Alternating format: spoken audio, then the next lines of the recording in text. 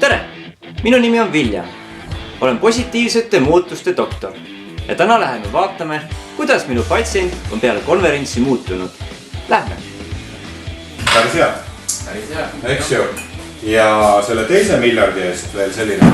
Täna tulime meie patsiendile külla nimega Rainer, kes 2 aastat tagasi oli hea ettevõtja, et tahtis veelgi paremaks saada. Täna tulime kontrollima, kas muutus on toimunud.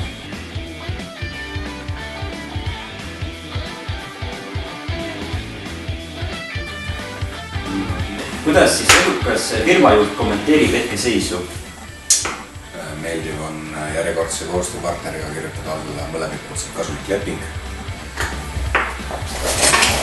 Mul on hea meel teiega. Tulge teiegi konverentsile ja saage sama edukaks.